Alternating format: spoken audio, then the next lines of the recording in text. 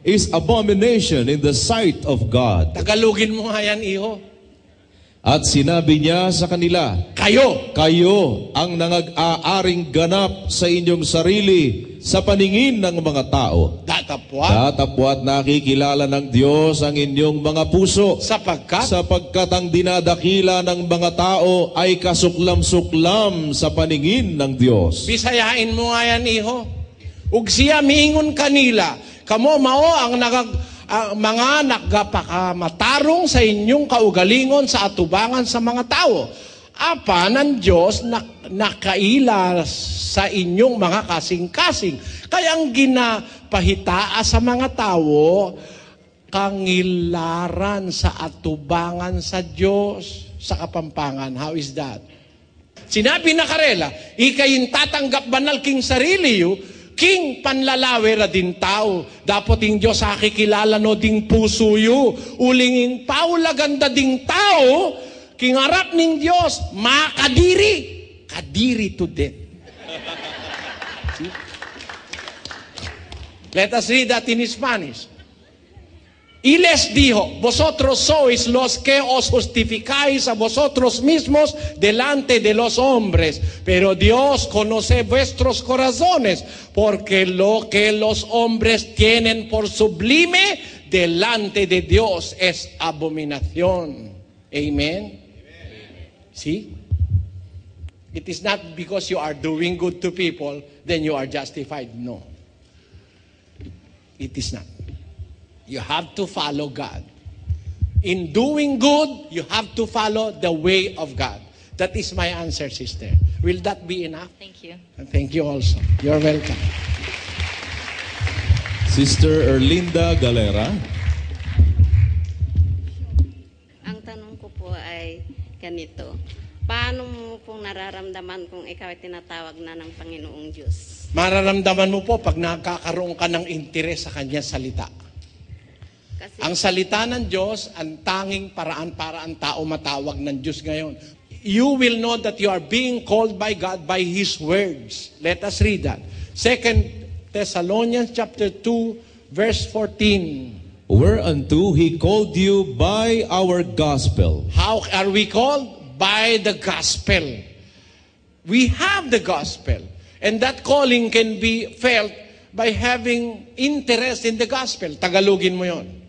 Sa kalagayang ito'y tinawag niya kayo sa pamamagitan ng aming ebanghelyo. Pag nagkaka-interest po kayo sa aral ng ebanghelyo, tinatawag na kayo ng Diyos. Kasi pagka wala kayong interest kasi matagal na po akong sumasama sa asawa ko po, matagal na pong membro. 5 years na po, pero nagdadalawang isip po ako. Bakit po? Duda kayo sa amin? Hindi po. Ganito po kasi kapatid, may utusan Diyos, subukin ang lahat ng espiritu. Di, makinig lang kayo, pumunta kayo sa pagkakatipon, subukin nyo kung may dayaan sa amin. Di, pag may dayaan, lumayas kayo. Wala namang mawawala. I'm asking an apology for those who do not understand Tagalog. What I'm telling her is, her husband is a member 5 years ago. Now, she told me that she hesitated to join the group. Do you have any doubt? I asked her. She told me, no doubt, but she's double-minded right at this moment. I told her to just go with her husband, listen, investigate. Now, if she will find out that we are cheating people, then go out again. There are so many religions.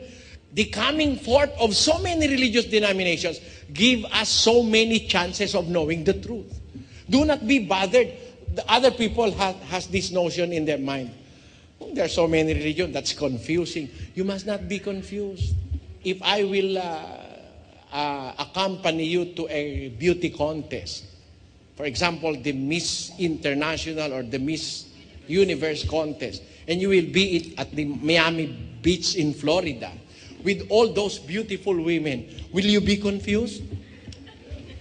You are given a chance to choose which of them is the best that you like. Because for the judges, you see, I will not consider it an insult to our people. A representative in that Miss International was chosen as Miss International of 2005. A Filipina won in that beauty contest. But in the Miss World contest, a Filipina lost. But I believe she's beautiful. But she was eliminated on the first round of elimination. But there are 3 Negro women who were chosen. Why? The standards does not fit the mind of the judges. They look at those black women more beautiful than our women in the Philippines.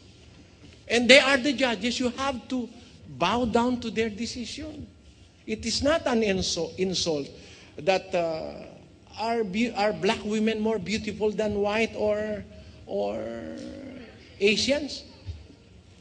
You have the answer. Beauty is in the eyes of the beholder. Your wife may not be the most beautiful woman that you have seen, but for your eyes, she's the most beautiful. Even her face is filled with blackheads and with pecklats. She's the most beautiful. That's why you chose her. She's the most beautiful. For my mother, ask my mother, and I am the most handsome of all men. And that is in the eyes of my mother. See that? What do I mean? Habang dumadami ang pagpipilian, yun ang gusto ko. Habang dumadami ang pagpipilian, dumadami ang choices mo. You are given a very fair and very good chance to select the best. So, the more religious group are sprouting like button mushrooms, the more chances you are given by God to investigate and find out the true religion. Amen? You must not be confused. Halimbawa, pumasok po kayo, tingnan nyo, mali naman kami, hindi naman kami totoo. Labas kayo, punta kayo sa iba. Nakita mo pa rin, mali pa rin. Labas ka na naman, punta ka sa iba. It is God's commandment to investigate. You have to investigate. See that?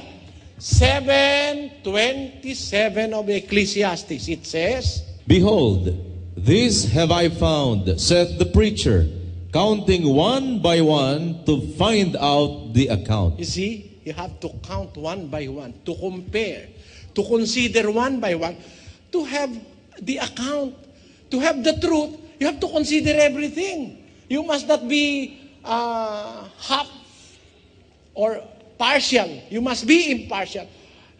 Listen to them all. Listen to Billy Graham. Listen to Rex Humbard, to Jimmy Swaggart. Listen to everybody. And listen to Brother Eli and compare. Afterwards, decide and ask God's guidance where you are going. Amen? Maraming salamat po. It is the best thing that we must do. Ngayon, malalaman nyo po, tinatawag na kayo ng Diyos, pag nagkaka-interest na kayo, pray for that, to have that feeling in you. Salamat po. Salamat po. Maraming salamat po. Thank you po. Tawagin po muna natin si Mr. Greg Cutter. Does the scripture emphatically say there is a rapture of the church before the 7 years of the tribulation period? This will entail a lot of scriptures to be read. It is not scriptural to believe that the Great Tribulation will last for 7 years. That is the thinking of some born-again pastors, but it is not biblical. The tribulation will not be for 7 years. There is no exact time when the tribulation will happen on this earth. Let us read verses in the scriptures. It is not true, it is not right to believe that tribulation will be for 7 years. No basis can be found in the Bible on that belief. 24, 21, and 22 of the book of Matthew says, and I will read, For then shall be great tribulation, such as was not since the beginning of the world to this time, no, nor ever shall be. And except those days should be shortened, take note, except those days should be shortened, there should not